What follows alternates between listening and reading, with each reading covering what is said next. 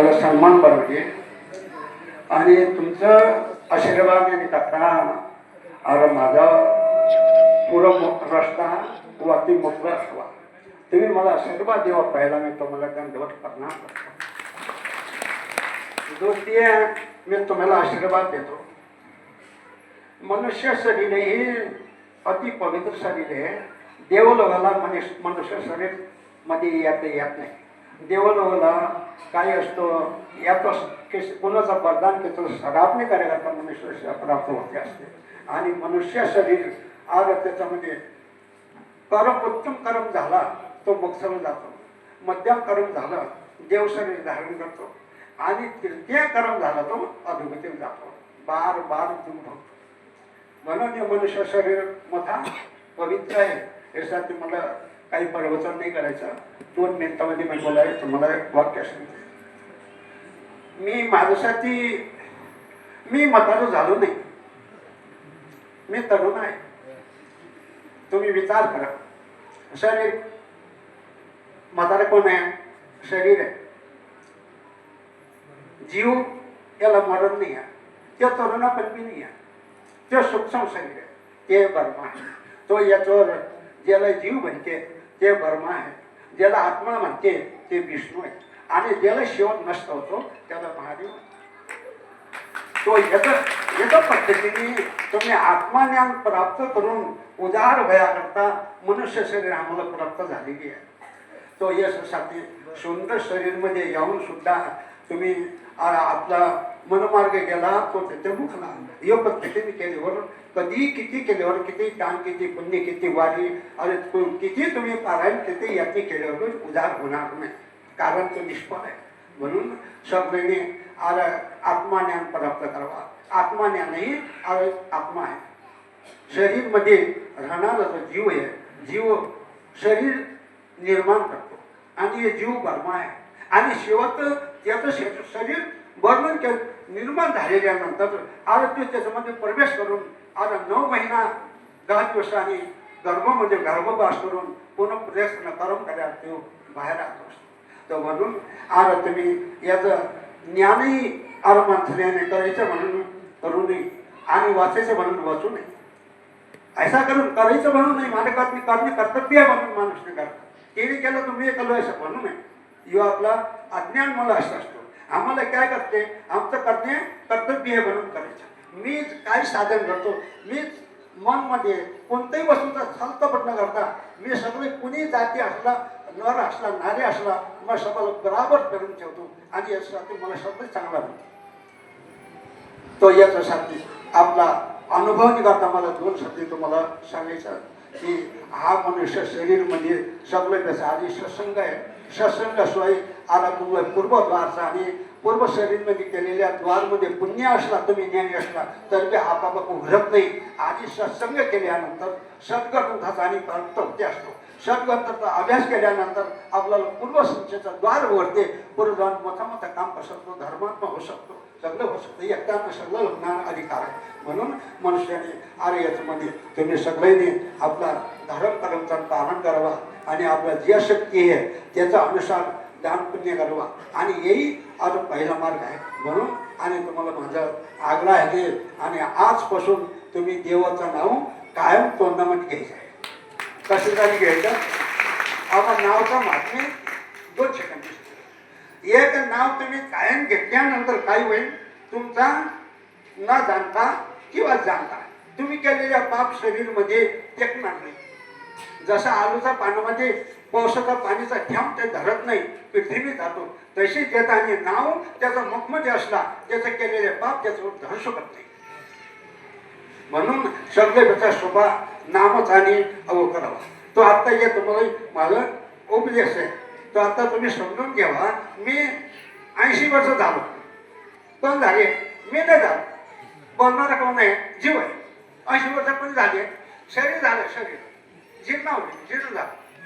अवय येतो ना दुनियामध्ये 2 लोक 1 मिनिट बोलते. आम्ही तुम्हाला ओळख देतो. साधूचा 2 पंथ असतो. एक विष्णू पंथ एक शिवपंथ. शिवपंथाला संन्यासी म्हणते. विष्णू पंथाला त्यागी म्हणते.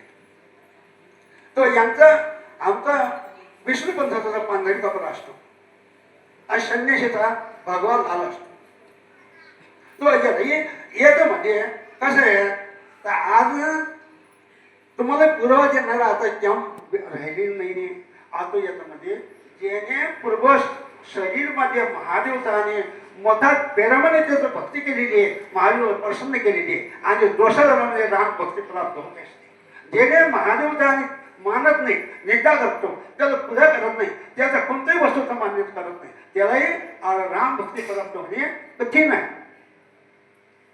म्हणून आज पिढी आहे और आपलं हर्षवर्धन महाराज पाहिजे. हर्षवर्धन महाराज गेली. आता तुम्ही म्हणतो मी जाते मी राम मंदिर बांधलं पाहिजे, यांना माझे मंदिर बांधलं पाहिजे की नाही. याचं तर आपलं भक्त करून करतो यांचं योगाशी केलेली आहे बनून. मी महादेवचं मंदिर बांधलं आदर बनून. महाराजांनी भव्य मंदिर बांधले सगळे तर तुम्ही आशीर्वाद नाही करता. आता येतं 10 किंवा 12-15 पर्यंत जसं देव होतं असं होऊन जाईल. आता याच्यावर कोणी आहे तुम्ही आम्ही साथ द्यायला पाहिजे, सोबत द्यायला पाहिजे. अब त्याचं वाक्य महाराजांचं इथं 10-15 लाखचं 15-16 लाखचं गौशाला बांधले. आता गुरुजींनी सांगितले की राहिलेल्या कामाने मी तुम्हाला पूर्ण भाषण देतो आणि मोठा करणार मोठा आणि मोठे. तुम्ही अशी छोटा आहे आपलं शक्य अनुसार तुम्ही इथं एकादशी येईल किंवा दर्शन करायला येईल आणि ते मला इच्छानुसार तुम्ही गौमाताला राया करता. तुम्ही दान करणे कर्तव्य माझं कर्तव्य म्हणून करायचं. सगळ्याचा हातभार नाही करता आपल्याला पाप कमी होईल आणि महाराजांचा जे आहे यांचं म्हणतात कल्पना आम्ही एवढं काम करू आणि तो काम होईल सिद्ध होईल. म्हणून तुम्ही इथं कुणी आला महाराज नसले तर आपला अपाय कुणाला जेव्हा तुम्हाला जे द्यायचं आणि त्याला येऊन देऊन टाकायचं. तो याच्यातून अरे येईल अरे मुख्य धर्म आहे हे करणे कर्तव्य आहे म्हणून. आणि महाराजांनी माझं आपण नाही होतं मला काही गरज होतं. मला काय माझं 80 वर्षाचा आणि आपल्याला जन्म सादर करायचं म्हणून महाराजांनी सांगितले बाबा तुम्ही किती वर्ष झाले असं म्हणे दत्त जयंती दिवशी संध्याकाळ जीवन म्हणून मी 80 वर्ष होऊन गेलो महाराज म्हणे. तर तुमचं तर मी करतो म्हणे 80 वर्ष याला म्हणते गरम साधूचा आणि कार्या करता सत्कार कार्या करता आपलं कसं ज्येष्ठ आहे मला केली पाहिजे कर्तव्य आहे म्हणून महाराज. मी महाराजला म्हणतो की महाराज मला नाही करत नको मला बोट नको टाकू माझं. महाराजने म्हणे कसं बोल देतो मला म्हणे. आणि मी म्हणून भाऊ अरे तुम्ही करू मला मी बोलते ना मला पुण्याला लागलो तुम्हाला ते बोलते आहे म्हणलो हा आणि हसले आणि बसलेले. तो महाराजांनी सगळं मी इथं करतो म्हणजे त्याच्यासाठी पब्लिकमध्ये तशा नाही चांगले पंचकृषी म्हणून 5 नाव चांगले होते की तिथं पब्लिकमध्ये महाराज तयार होते आणि यांना सोबत येणारा कोण म्हणणार आपला अन्नाला खाली अन्नासाहेबला खाली. याच्यानंतर आनंद म्हणे नाही बाबा अशा करू म्हणे अशा म्हणलेली कोण करायचं आणि तो महाराज काही करेल काही मी करू.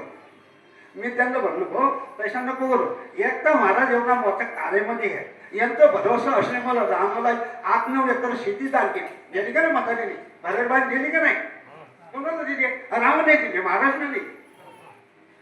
महाराज वारिस आहे पुरं घेणार साधू माणूस आहे निस्वार्थी असा तुम्ही विचार करा तुम्हाला अनुभव आहे.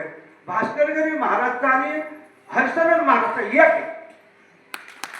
यांना कोणाचं लालच अपेक्षा नाही आहे आपला पैशासाठी नाही आहे यांना मला काम करायचं सेवा करायचं.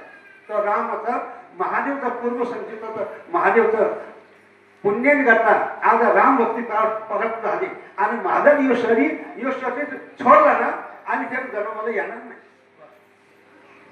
कशासाठी निस्वार्थी आश्रम तो याच्यासाठी आज तुम्ही याच्यामध्ये सगळं तर एवढं लक्षात घालवा किंवा आज तुम्ही मला माझा बंधू वगैरे माझा भक्तजन म्हणजे मला आता दक्षिणा दिली. आता या दक्षिणा मी काही असेल किंवा मी महादेवला अर्पण महाराजाला अर्पण करतो. याचं अर्पण नाही करता काही होईल 2 वर्ष काय असला याचा म्हणजे गायचा आशीर्वाद करता माझा आशीर्वाद करता तुम्हाला आत्मज्ञान प्राप्त होईल. आत्मज्ञान प्राप्त झाल्यानंतर तुम्ही दुःख सहन करेल आणि खरा तुम्हाला दिसेल आणि काही खोटा तुम्हाला दिसणार. कुत्रामध्ये देव दिसेल, मांजरमध्ये देव दिसेल, कोरीमध्ये देव दिसेल, भिकारीमध्ये देव दिसेल. जेवढापर्यंत आत्मज्ञान प्राप्त होत नाही तेवढा भेद होतो. गाय आहे कुत्रा आहे.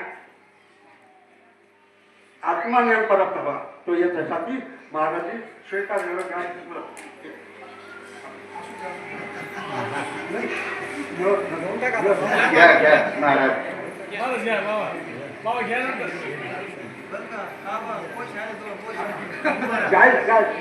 गोशाळेसाठी सन्माननीय रामलखनदासजी महाराज यांनी त्यांच्याजवळ जो जो काही निधी जमा झाला तो निधी आदरणीय गुरुवर्य हरिभक्त परायण हरिशरणगिरीजी महाराज यांना व या आश्रमाच्या चरणी अर्पण केलेलं आहे.